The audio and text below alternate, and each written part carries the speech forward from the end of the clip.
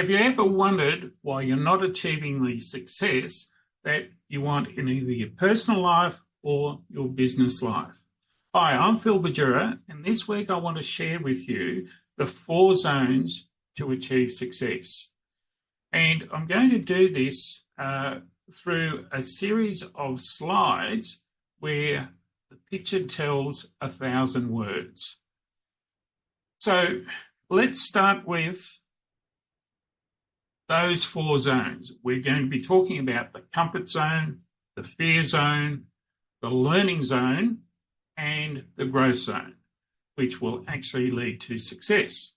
So when we think about, you're sitting over in the circle where your comfort zone currently lies.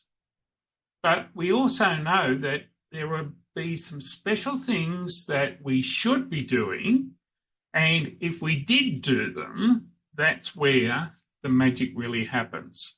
So let's explore that in a little bit more detail. So when we look at the comfort zone, this is where we feel safe and we're in control. The biscuit tin thinking is, that's where we're sitting in our box and we don't like to step outside of the box because something bad may happen to us. And then when we look at the do it tomorrow thinking, that's procrastination. That's where we're living in denial and we keep putting off the things that we know that we should be doing. Now, the comfort zone it's a great place. It's a beautiful place. But remember that nothing ever grows there. So it's important for us to grow personally, for our business to grow as well. We need to be stepping outside that comfort zone. The next zone is the fear zone. So when you think about fear, can you taste it? Can you touch it? Can you feel it? Obviously, the answer is no. So what does fear actually stand for? And fear is false expectations that we make appear real to ourselves. Let me give you an example. A number of years ago, I was attending a conference in Vancouver in Canada, and one of the local tourist attractions is a walkway across a deep ravine, and it's held together by a couple of strong wire ropes. And my wife, Robin, she jumped onto the walkway and proceeded to walk straight across. Absolutely surprised me because I know that she actually has a fear of heights. Now, what else was happening was that there were people that were holding on to the wire ropes and they were just inching themselves along. And what the difference was that they were experiencing fear for whatever reason, and whereas other people were just jumping on that string bridge and walking across. So when you think about fear, it's where we have low confidence and belief in ourselves that we can actually do things that are not going to hurt or harm us.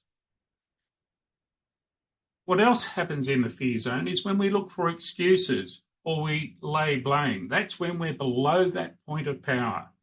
Remember, above the point of power is where people take the oar and they steer their ship in the direction that they want to go in by taking ownership, being accountable, and also being responsible. And then the third area of the fear zone is when we can allow ourselves, our decisions, be affected by other people's opinions. And sometimes it's important just to block out those negative opinions that may be impacting you and the way that you conduct your business. So the next area that we move into then is the learning zone. And once we go into the learning zone, we're learning to step outside of our comfort zone, step through that fear zone, and where we can start to face the challenges and overcome the problems that we may have fixated in our own minds. It's about acquiring new skills. And with those skills, once we get comfortable with them and we've got the confidence that we can do them competitively with competency, then we actually move through then to be proactively expanding our own personal comfort zones. So the next zone that we go through is then, and the final zone is the growth zone. And the growth zone is where that magic starts to happen. So what we're aligned with our purpose, we're aligned with why we get out of bed every day, we're aligned with the purpose that our businesses stand for. At this point, we're also starting to allow ourselves to dream. And one of the most common things that I see is that a lot of business owners don't allow themselves to dream about what it is that they would really like to achieve. So the first step here is give yourself permission to dream. Now, once you've had those dreams, the next step is then to set some new goals.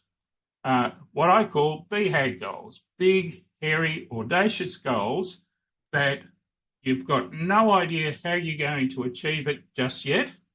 But once you set the goal, everything will start to fall into place. And again, this is where that magic starts to happen. So it also enables us to be and do whatever it takes to achieve that goal. So it's really important that to really understand it's only after you've stepped outside of your comfort zone that you begin to change, you begin to grow, and you start to transform and achieve those things that are important to you. So my 10-point plan is the questions that you need to be asking yourself is, where do I need confidence? Where do you need to build your own self-confidence so that you can go on and start to achieve the things that you feel uncomfortable with? The next question you need to ask is, what excuses do I make? So what excuses am I making that's preventing me from stepping outside of my comfort zone? And the next thing is, whose opinions are affecting me? Who do I need to stop listening to, as well as who do I need to start listening to that's going to lead me on a positive path to achieving the growth that I'm looking to achieve? So these are the three questions that you need to be asking yourself to step outside your comfort zone. The next three questions is about what challenges shall I face? So how do you step through that fear zone and you're stepping into the learning zone is what challenges shall I face? What do I need to overcome? Then the next question is, what skills do I need to develop to help me make that transition through to the growth zone? Another question is, how will I extend my comfort zone? So how do I get outside my comfort zone, and what are the steps that I need to take that will take me through that fear zone, into the learning zone, and then ultimately into the growth zone where that magic starts to happen?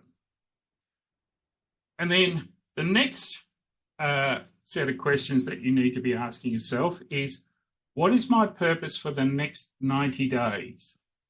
So what is it that I need to achieve? What goals do I need to set that will help me through the next 90 days and get me closer to that growth zone? The next question is, how can I actually live my dreams daily? And the way that I do it is I have a set of affirmations that I read every day. I have 2 mindset movies that I've created that's going to help me with overcoming and some of the fear stuff and also getting into the learning zone. But it definitely gets me outside my comfort zone. So the next thing you need to ask is, well, what is the main goal for the next 90 days? What is that one thing I need to achieve that will get me another 1 or 2 steps closer to the growth zone? And then the final question is, how will I overcome and conquer my objectives? So what are the steps that I need to be taking that will help me achieve the objectives that you have set for yourself?